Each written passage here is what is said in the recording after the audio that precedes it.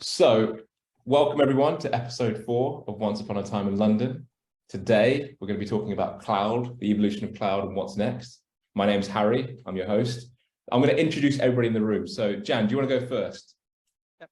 I think the listeners already know me, Jan Kodabash from Universal. I co-host the show with Harry, and I'm a technologist who works around London. Amazing. Mark, can you introduce yourself to the audience, Yeah, please? sure. So I'm Mark Leonsoon, network engineer / architect at Financial in the US, and I work closely with Jan too as well. Amazing. And Yassine, tell us who you are and what you do. Hi, I'm Yasin. I work with Universal. I'm a network engineer. So yeah, that's me. Cool. You know what? I think this topic is so good. I think we should just go straight into this topic. I know we normally do a little bit of preamble, but I think, let's kick off. And in terms of, because the topic I've got, the headline you just sent me, right? And this is probably where we should kick off is "The cloud is dead. Long live the cloud." Right? That's it. Yeah. What did you mean when you text me that? Well, it's like I thought is it's actually seeing a succession of a technology. Yeah, we see that term used a lot in the monarchy, from introducing a new monarch and acknowledging the previous monarch has gone. This realistically is just us using that term with cloud, which it has evolved. Maybe the old, and that's what I wanted to get into, was cloud as we first saw it. Maybe that's no more, but where are we going with cloud? So it's going to carry on. Long live the cloud.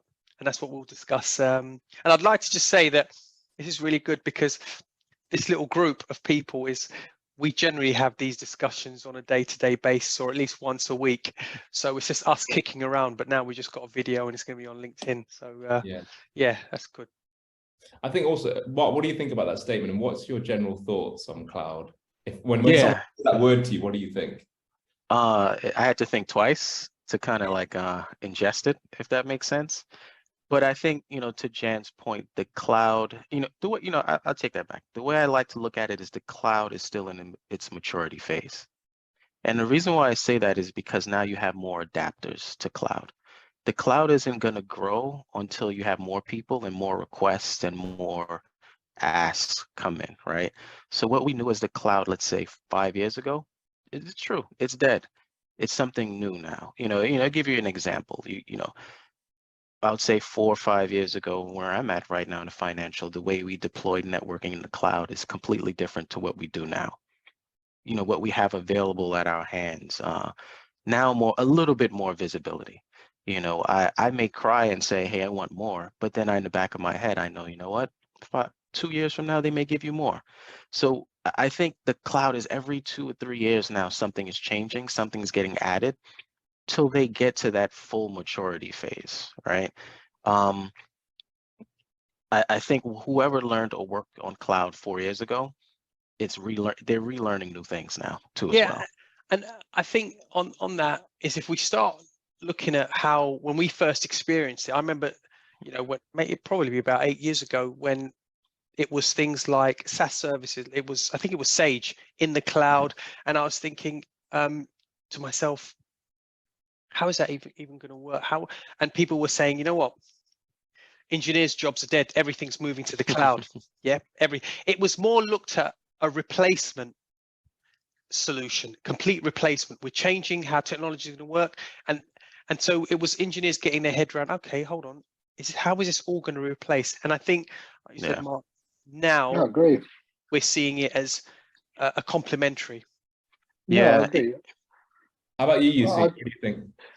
I completely agree with the guys. I think, initially when obviously the buzzword cloud, everybody was talking about it, either kind of worried from a job perspective, or whether, how we're going to adopt it and what's going to be running in the cloud. But like Mark mentioned, it's completely different to how it was 5 years ago. The tools they have, the way we do things in the cloud, it's completely different. And I think it's going to keep changing. When did you first come across it? What was it in what aspect when you first heard?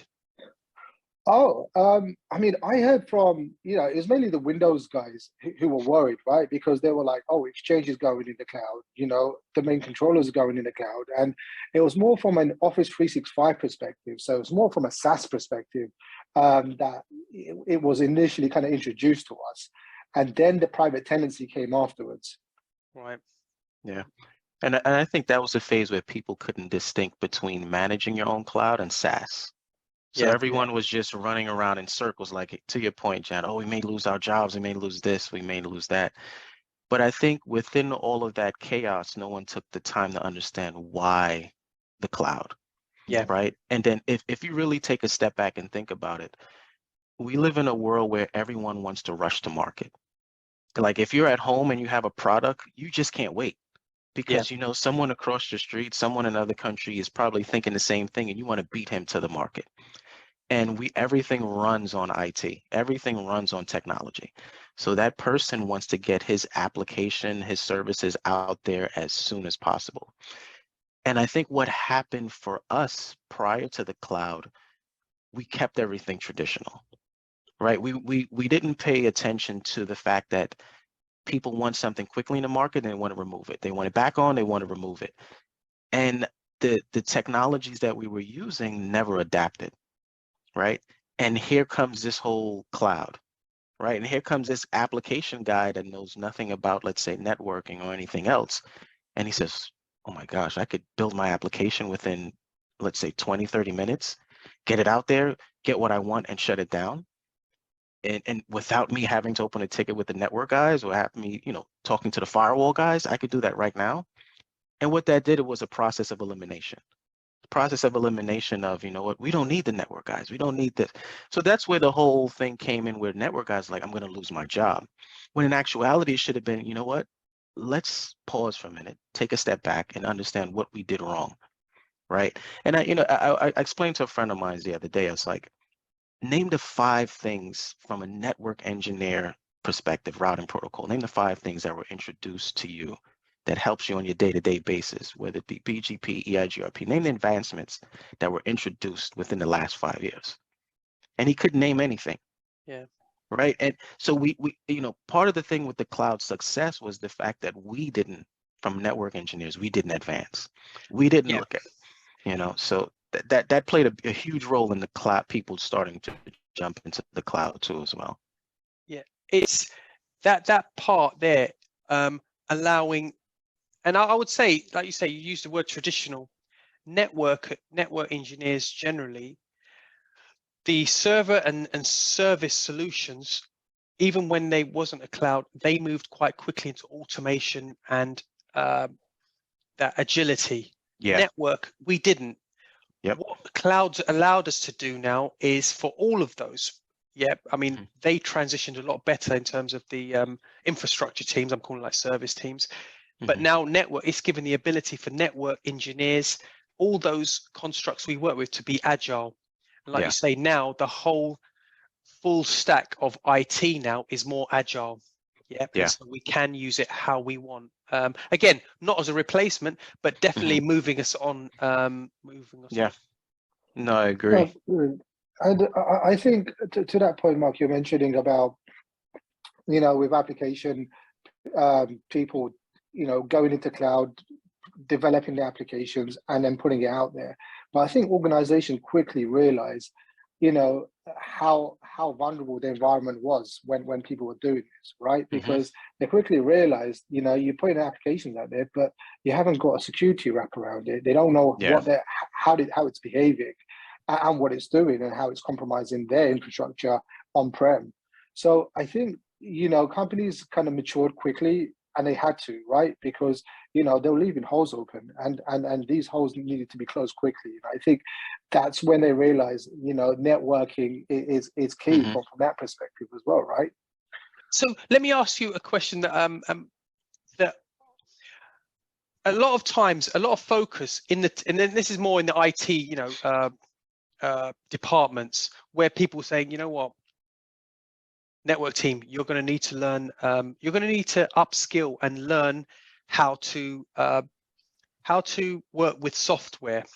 However, as I'm seeing us grow. And now we're, network teams have generally, I'm not going to start a debate of, who's more technical, but we just generally, because we interconnect things, we've been more visible to different technologies. So we're quite agile. So that move has worked okay for network engineers. But rather than, and I think you mentioned this, Yassine, is that, do you think it's more a case of the people who are designing the cloud now that we're understanding the cloud, the network engineers, we're understanding that actually there's certain things that they should be doing a little bit better. It's more a case of infrastructure teams needing to know and learn, upskill themselves to networking, because now networkers basically are in the cloud, and they're operating, they understand. We're now saying, actually, this is, maybe we should be working like this a bit better. So we've got a lot of input now. I think they should learn a lot more now that there's more engineers, network engineers, who are proficient in networking in the cloud and operating. I don't know if that makes sense. No, it does. It does. And I think that leads to another point, right, Jan? Because now the cloud is going to get all of the engineering talent. And where does that leave enterprise, right? And when I say cloud get all the engineering talent, I mean the cloud, with everyone moving to the cloud, you need an abundance of engineers. Not just engineers for your day-to-day, but bright engineers that could think futuristic, right? Yeah. Bright engineers that could develop things to help the cloud scale, and also improve the cloud technology, and offer new things for applications too as well. So front-end engineers and back-end engineers, right? And what I've seen in the last 2 years, I've seen engineers forego their years of enterprise experience. When I mean years of enterprise experience of doing your traditional routing, switching, wireless, everything, to say, I'm going to cloud. And if you take a step back and think about it, when they're in the cloud, they're just strictly doing networking. They're not doing wireless. They're not, they're just doing networking, how to make this cloud much better. But what they're also doing is they're working with developers. They're working with developers to say, I need the routing protocol to act like this when this occurs. Yep. The things that we couldn't do on-prem. Because what they were doing on-prem was setting it and forgetting. You set up a switch, you set up OSPF, you set up BGP, everything runs and it's silent. But, as an engineer, I think anyone passionate engineer, you always think about, what, I want to do this to BGP. I wish it could do this. I wish OSPF can do this.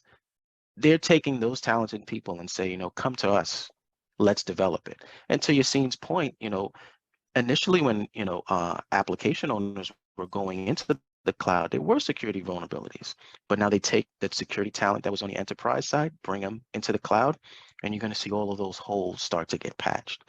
Yeah. Then you're going to start to realize, what, where's all my enterprise level engineer talent? And they're all now in the cloud. Yeah. And that's where this whole transition may end up going, where, okay, companies may say, okay, you can't hire anyone. I have this application that has to go live, stick it in the cloud. Yeah. Right. So we're going to end up going into a place as the cloud grows. So does that enterprise, talent level may shrink, right? Because you're going to have guys that says, what, not only do I want to learn route and switch, but I also want to learn cloud.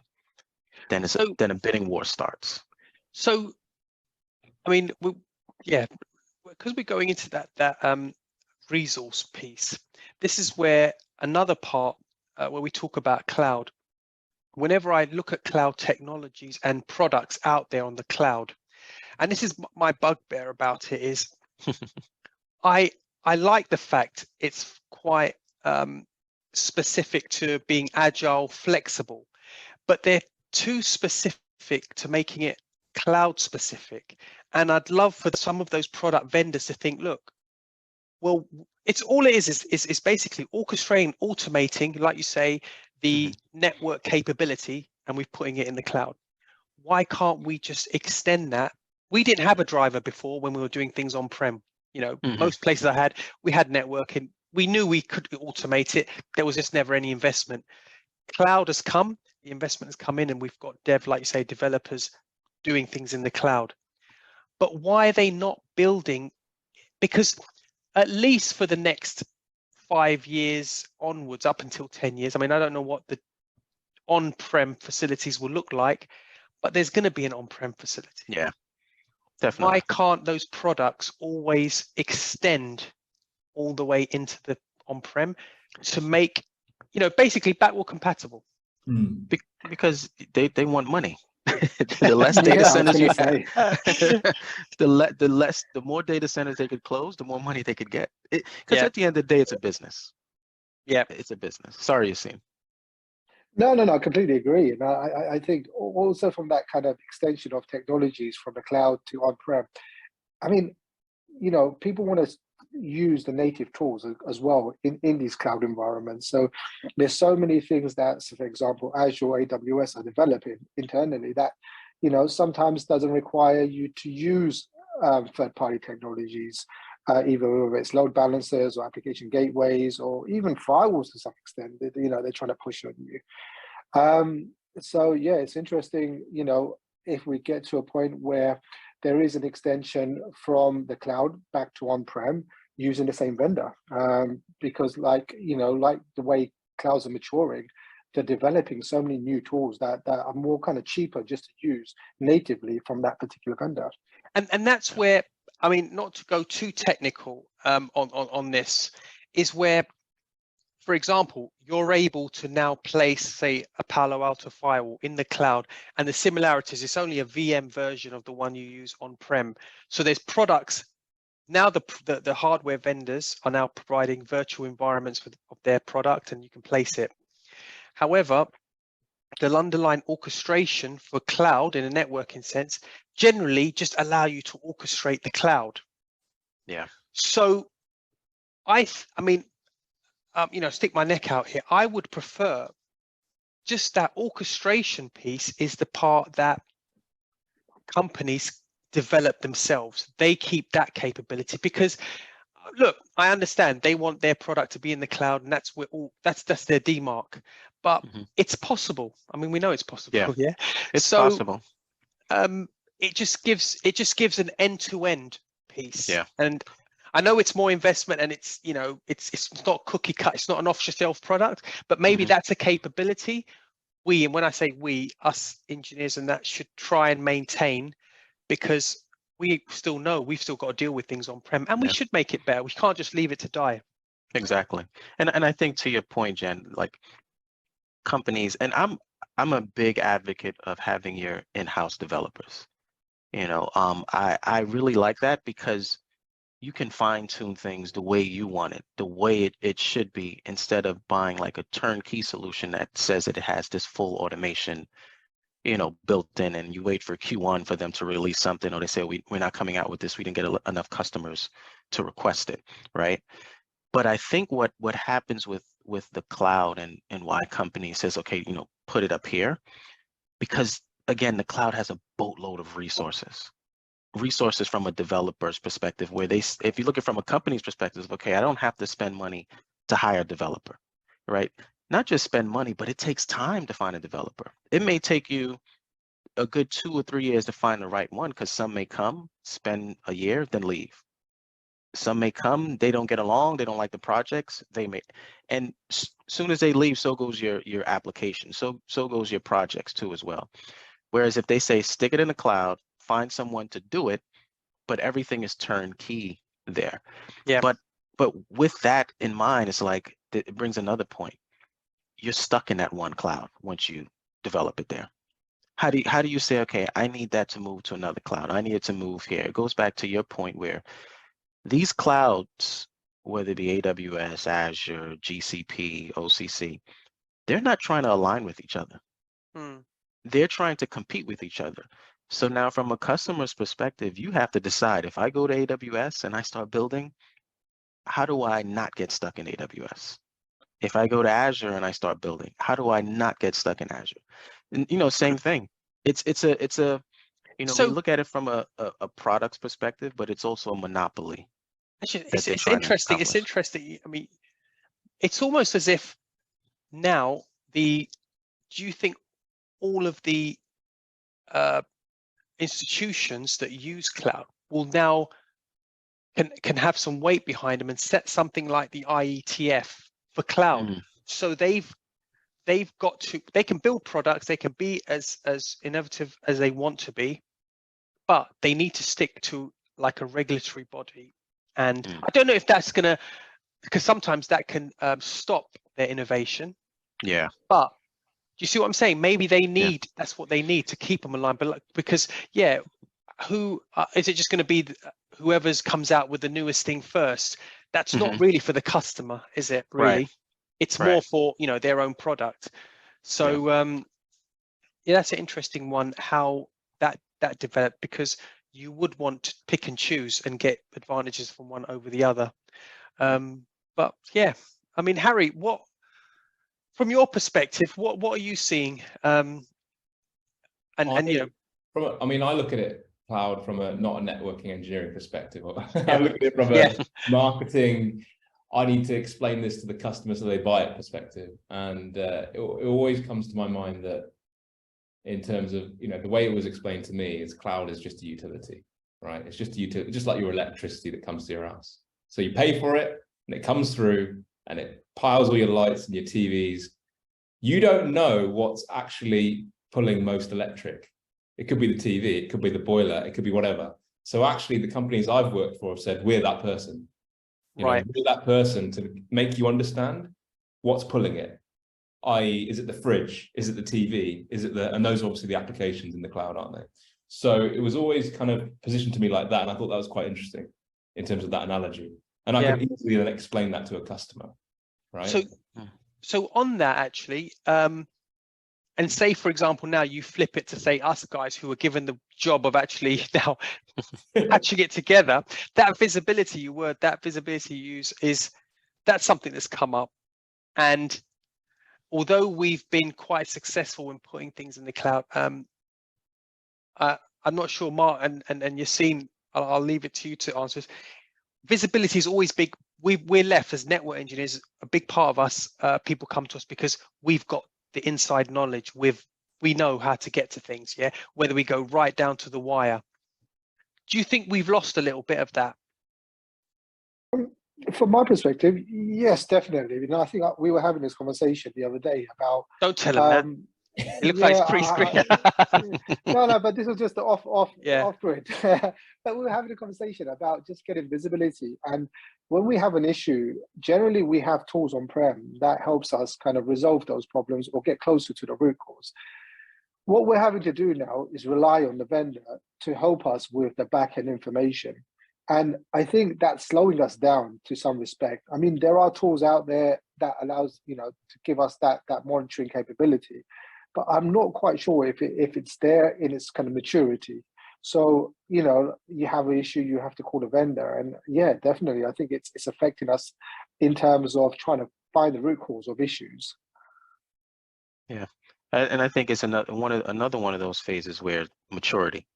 Yeah, you know, you have to take a step back and say, do we give them 2 or 3 years to give us that maturity level where now they give us the visibility? I think for me with cloud, one of the biggest blind spots is the SaaS solutions. The minute you hand it over to them, you don't know what's going on the back end. And then you think about day 2 when something happens, your management is coming to you like, what happened? I don't know. I have to call them to see what they did. And I think, they have to own up to that too as well. Because at the end of the day, they sign the checks to say, okay, yeah, use this SaaS solution. And it has to be relayed to them like, hey, that visibility we had on-prem, we're not really going to have it there. Yeah. And if you think about it, they're continually signing off on these things, which leads me to believe is it's not really a concern to them.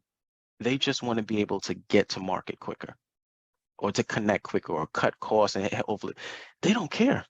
They really and truly don't care. It's a matter of only time they care if something breaks, and I think that creates a level of chaos. Well, use this SaaS, or let's switch to this SaaS. Like it's not that. It's that it's not at the maturity phase. You have to take it for what it is.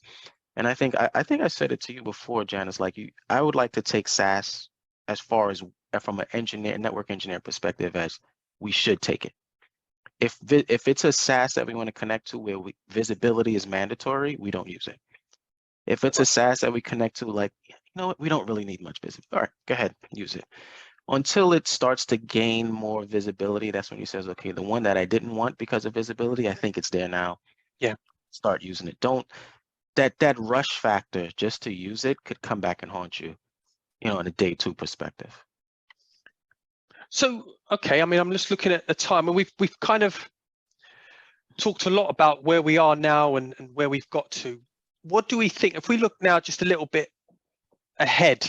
I know we've still got our heads in the ground just trying to build as it is now, but if we just say, yeah, we are where we, where we need to be now, what do we actually think, say 5 years time? I mean, you said about, more network expertise in the cloud, but what products or what do we see?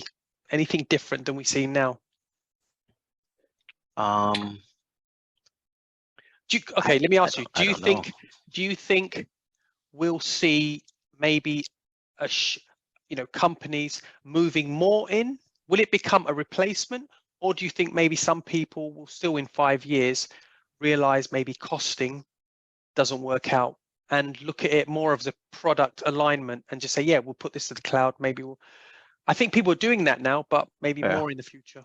I see more hybrid. I do see smaller data centers. I do see that. I see that coming. And some friends I talk to also are going through it as well. But I also see cloud, from my perspective, the way I look at it, they're going to start not just making moves to take over enterprise data center. I wouldn't be surprised if they try to start touching the low latency infrastructure. Yep. It wouldn't shock me. They're not going to stop. And the way I look at it, they're not going to stay still on what they have. They're going to look at every single corner of IT and ask, how can I grab that? And they're going to just continue and continue. And I think and just like I said, with them grabbing all of these enterprise engineers and developers, they're going to move at a rate much faster than what we can do on our own. And it's almost inevitable before a lot of the stuff that we used to use on-prem are now either SaaS-based or they move it to the cloud. I don't see them stopping. They're just going to continue on. Yeah. When you talk about low latency, Mark, do you mean that they're going to be taking over, like more data centers are going to pop up in smaller ones in cities all over the place to create that kind of networks style? Yeah, I think our traditional way of doing it, because look, we've had where I'm at, we've had discussions with other companies, and Amazon has an offering with a big market, stock market company that everyone knows about, right? They've started that already, and they've started discussions with other financials, say, hey, let's try this, right? So they're right now in their trying phase, right? Just like we spoke about earlier. Oh, 5 years ago was this, and now it's that. I just feel like they want everything. They want every single thing, even down to your TV streaming, even down to your low latency. Any and everything that we're doing, they want to have full control over, and they're not going to stop until they get it. So that's not unheard of. I mean, if you imagine a few years ago, you probably had some places that were a Cisco house. Call it a Cisco house because some of their compute, their networking was all Cisco. Yeah. So what's the difference between buying into like an Amazon, AWS? I mean, the only thing I would say is that maybe they'll give us the opportunity to bring some of that in-house, just to extend it, just for, I don't know, maybe have some localized pieces that they'll control still. It's the same orchestration methods, but just bring it in and we'll become an AWS house more than a Cisco. That's a good See what point. I'm saying? And they have that too. They call it Outpost, where they send you a rack and it's filled up with their gear. You patch into it and it connects back to your Amazon infrastructure. Because it's no different than, I know Cisco had a big part of the market like that. And, they did well with it for a long time. Maybe this is just another one of the big ones going to come up and we're going to be using their products. Yeah. The one that's interesting to me is now the desktops in the cloud as well. Those kind of, everything, because now all of our, we're consuming a lot in the cloud, but now we're maybe moving our control space in the cloud as well. So it's going to be, that's an interesting one as well. Everything from a desktop part going there. What do you think, Steve? Oh, sorry, go on. No, go ahead. No, I completely. So I think they tried that for many years to get that solution working. And again, like we mentioned about maturity, and Mark mentioning they're going to try and grab every corner of the market. And I think that they start trialing these things. And Windows in the cloud, it has been around for a long time, but it hasn't worked well for companies because of the latencies and how well it's kind of performed. And like everything, they start obviously in the infancy, and then it matures, and it's getting a lot better. And I think now it's improving.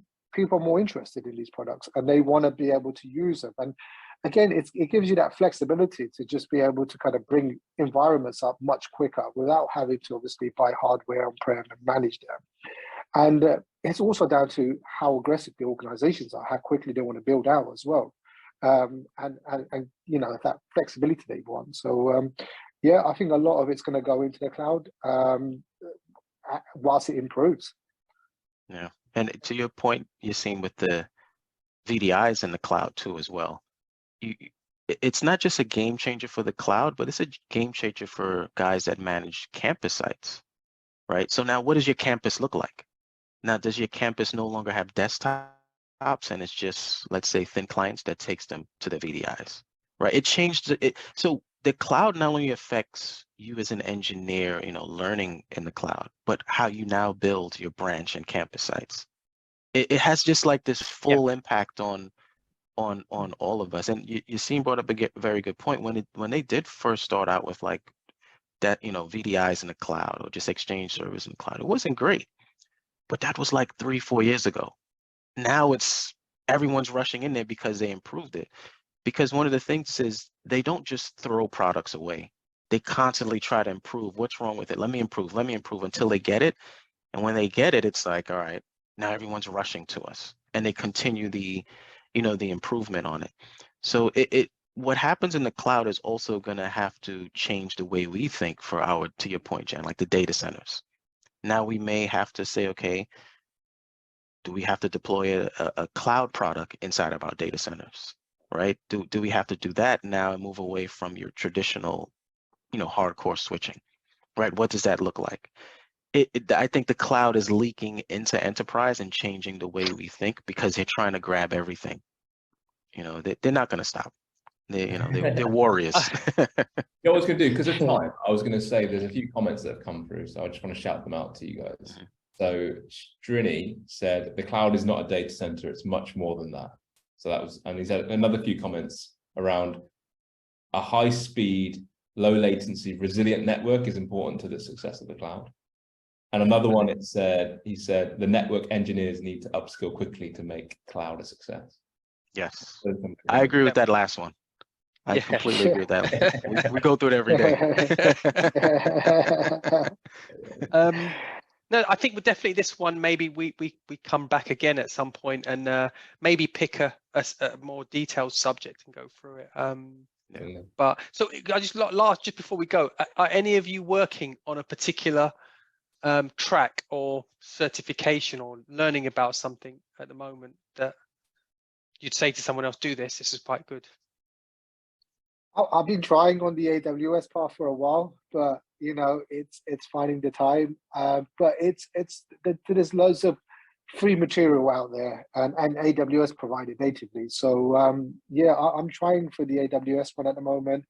But if people want to learn, there's so much content out there. We're in a kind of age at the moment where information is so readily available. So yeah. Same with Yassine too. I think for me, where we're at right now, we've been in AWS, Azure, you know, GCP we had at one point, Oracle, and a lot of the hands-on that I had, you know, building it, you know, supersedes the the stuff. I mean, I did it in parallel, like of course read and study, but then I also had the ability to do this actually in production too as well. And you know, I do, you know, go into Udemy and look at what's new and see what courses are there. I think for me, it may not be more cloud related, but I've been looking more at like Kubernetes because I'm starting to get intrigued on Kubernetes and how a network engineer can leverage it, you know, in the cloud to virtually host a lot of, you know, let's say networking tool sets instead of. Actually, we didn't even touch on that, containers. Like I said, Yeah. I think we should definitely do this a follow-up to this. Will. Maybe take some of those questions as well. Yeah. Awesome. Yeah. Thanks, everybody. Well, look, Jan, Yassine, Mark, great conversation, great chat about I think part one of a mini series that will create. And yeah, thanks so much. Thanks for everybody who also put comments in, and thanks for everybody that joined. See you next Friday. Okay. Thanks, you All right. guys. Thanks a lot. Thanks, All right, everyone. Thanks. Thank you, All right. guys. Take Bye. care. Bye-bye. Bye-bye.